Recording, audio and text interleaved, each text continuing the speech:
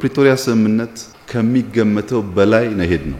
በፕሪቶሪያ ስምምነት ቲፒኤልኤፍ ብቻው ትግራይ አያስተዳድርም፣ ብልጽግና ሼር አለ። ተስማማነው እንደሱ ነው።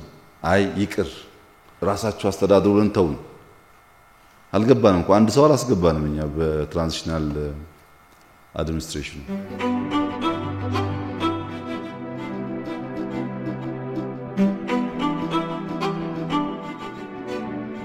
ከፕሪቶሪያ ስምምነት በኋላ በካሽ 45 ቢሊዮን ብር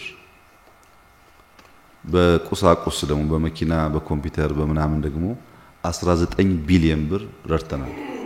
45 ቢሊዮን ነው ካሽ የሰጠነው። በምን በገንዘብ ሚኒስቴር 24 ቢሊዮን፣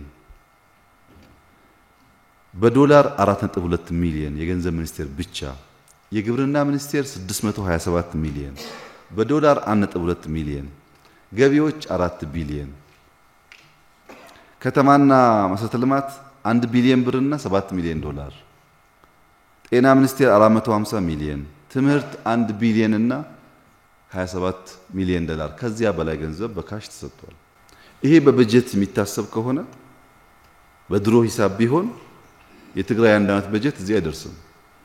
እኔ ስመጣ 10 ቢሊዮን አይሞላም የትግራይ በጀት።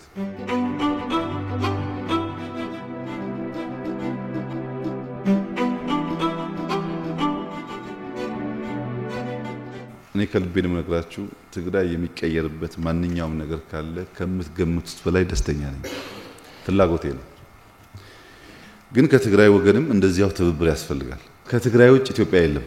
ይሄ አቋም ነው፣ ምንም ግልጽ የለም። ከትግራይ ውጭ ኢትዮጵያ የሚባል የለም። በተቻለ መጠን ለማካካስ ለማስተካከል ነው እኛ የምንፈልገው እንጂ የትግራይ ጭንቅ እናቶች ጭንቅ ለኛ ምን ያደርግልናል?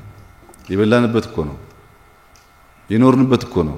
ፍላጎቱ ሰላም ነው፣ ፍላጎቱ አንድነት ነው፣ ፍላጎቱ ህብረት ነው። የጎደለ ካለ በምክክርና በውይይት መፍታት የምንፈልገው። አሁንም ጦርነት የሚፈልጉ ሰዎች አሉ።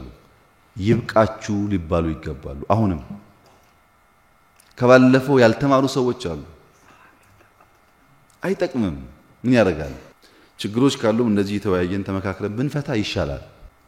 አሁንም በሆነ ሰበብ ሌላ ጦርነት ለመፍጠር የሚፈልጉ ሰዎች ተው በሏቸው፣ ጥቅም ስለሌለው። በኋላ አልነገረንም እንዳትሉ፣ ይቅርብን፣ እንነጋገር።